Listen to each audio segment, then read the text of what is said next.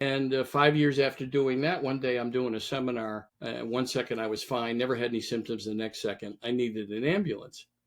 It felt like I had been shot Like while in you're on the, stage? yeah, while I was doing the work. I felt like I had been knifed in the stomach or shot. Literally, that's what it felt like. But while I was waiting for the ambulance, the people in my office were asking me how I was doing. I said, I don't know how my body's doing. And I'm grateful. I had this overwhelming sense of gratitude. As I reflected back on it later, I realized it was also this feeling of a divine worldly presence because I wasn't concerned at all with the future. It was only the now. And then when the EMTs came and asked me the same question, I said, I don't know how my body's doing, and I'm grateful. I'm grateful. And you could see the look in their face. It was like, oh man, this guy needs an He's ER crazy. doctor. Yeah, Yeah.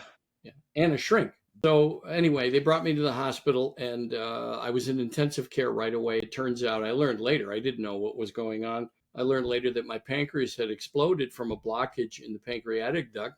And the first thing they ask you in the hospital is, how many times have you had pancreatitis? How much do you drink? Because it is associated often with people who drink a lot. I said, I just have a glass of wine maybe on the weekends. And I had never had any attacks, pancreatitis attacks. And so they didn't know what it was, but 5 days later, little did they know too that when your body expels all of its pancreatic enzymes into your body cavity, that's what happened. They literally exploded out of the pancreas, and they don't forget that their job is digestion.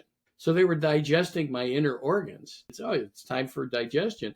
Well, here they are in my body cavity, and my body blew up with 30 pounds of water, and they were concerned about having it get released. And they tried all the usual methods. For some reason, my body would not let go of the fluid. There's probably something to do with the universal intelligence, right? The one that's much greater than my own intelligence. Amen. And 5 days later, I flatlined from an anterior myocardial infarction.